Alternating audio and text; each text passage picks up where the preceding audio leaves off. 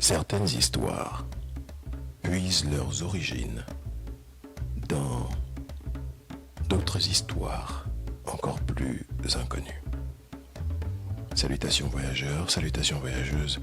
Aujourd'hui, nous allons explorer une histoire que j'espère vous ne connaissez pas encore. Aujourd'hui, nous allons parler de griots et de l'origine de ces griots. Mais avant ça, lumière. Bienvenue sur le voyage compté.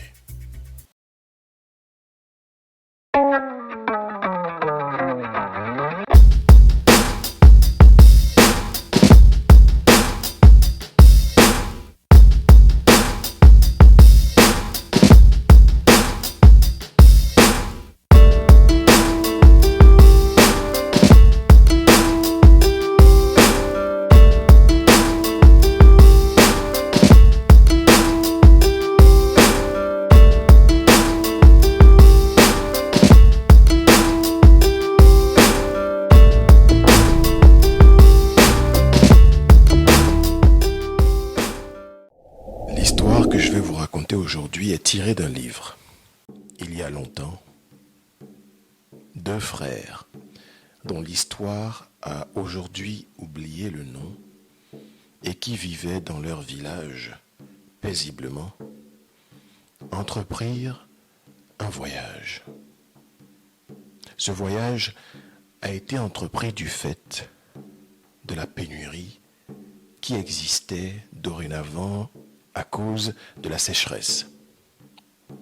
En effet, la sécheresse avait complètement tari les sources d'eau et le bétail mourait petit à petit. Alors, les deux frères avaient été mandatés par le village pour trouver de la nourriture. L'aîné prit du coup le fusil que son père lui avait laissé en héritage. Quant à son petit frère, eh bien, il était chargé de faire le pactage de nourriture qu'ils allaient emporter pour pouvoir vivre pendant les jours de la chasse.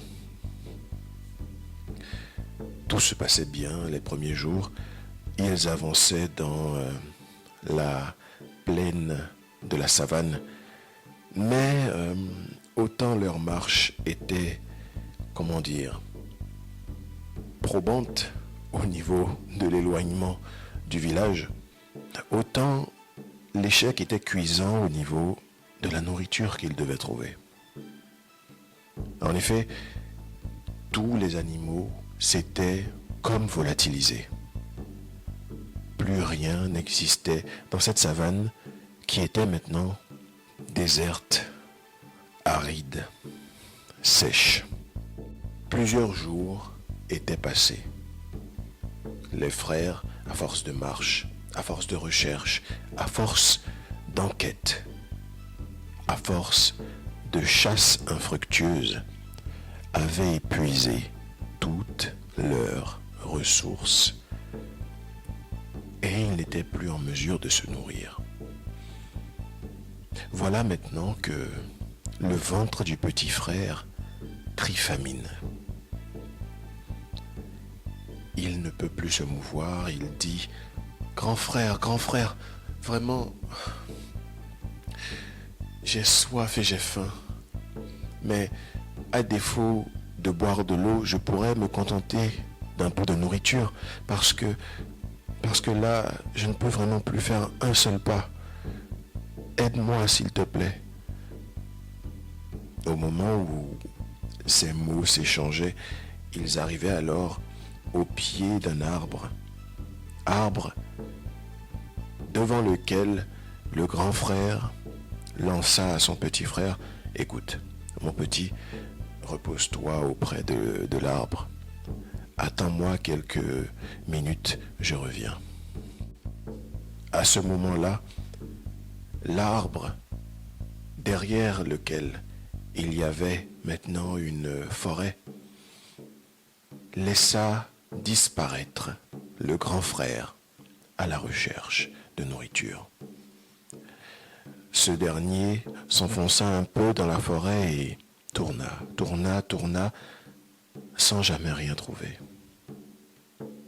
Alors, il entreprit, pour pouvoir nourrir son petit frère, quelque chose d'incroyable. Tout d'abord, il tira en l'air pour faire penser à son petit frère qu'il avait touché un animal. Ensuite, il leva vaillamment sa machette et se trancha un bout de son mollet.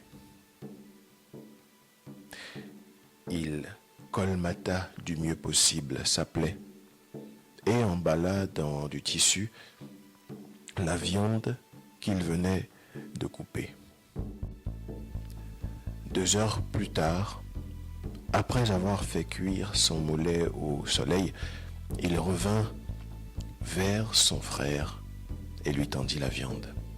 « J'ai trouvé de la viande, petit frère. Ne t'en fais pas, elle est déjà cuite. Mange à ta faim. Nous allons continuer notre route. » Le petit frère était en pâmoison.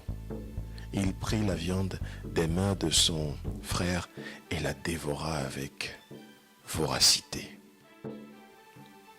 Il pouvait de nouveau manger de la viande. Il dévora donc ce morceau qui lui avait été présenté comme du pigeon de tout son soul. Après avoir mangé, la marche reprit donc. Mais seul problème, le grand frère était à la traîne et boitait. Sa jambe blessée était trop douloureuse pour qu'il accélère la cadence. Le petit frère ne tarda pas donc à remarquer le problème au niveau de la jambe de son frère et il lui demanda « Mais grand frère, que se passe-t-il? Pourquoi est-ce que tu titubes et tu boites comme ça? Tu n'étais pas comme ça quand on est parti du village. » Et le grand frère réfléchit un moment. Puis, il dit à son petit frère, « Nul ne peut voir tout seul le sommet de son crâne. » Propos empreint de mystère, le petit frère ne comprit rien à ce qui venait d'être dit. Il insista, « Mais, grand frère, parle avec des propos que je peux comprendre, s'il te plaît. S'il te plaît, si je peux t'aider, laisse-moi t'aider. Tu m'as donné de la viande. Qu'est-ce qui t'est arrivé? » Le grand frère répéta tout simplement, « Nul ne peut voir tout seul le sommet de son crâne. » Résigné, le petit frère lui lança alors, en reprenant sa marche, « Bon, tant pis, j'aurais essayé quand même. »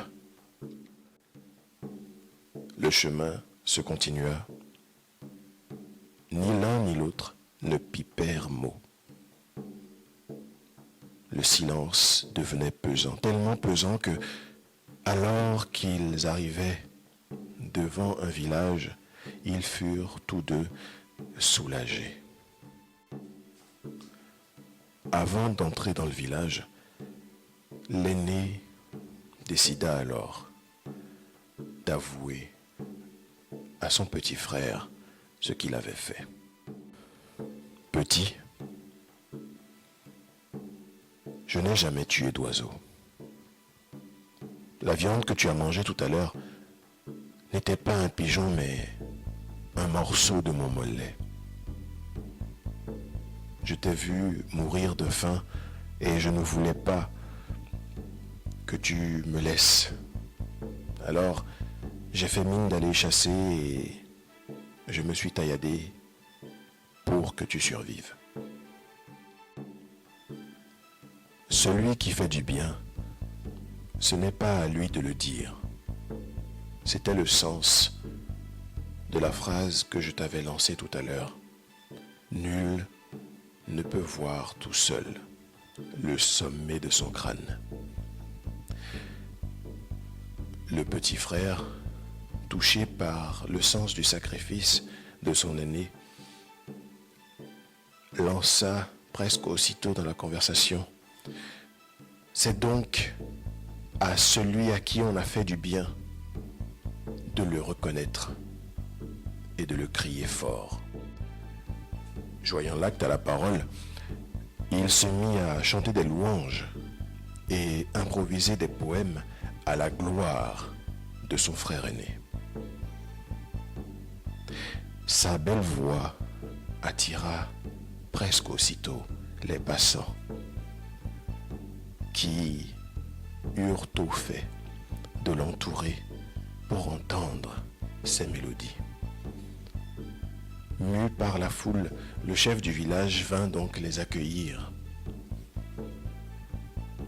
Il les reçut dans sa demeure, écouta leur histoire et ordonna au jeune frère de lui chanter une nouvelle fois ses louanges.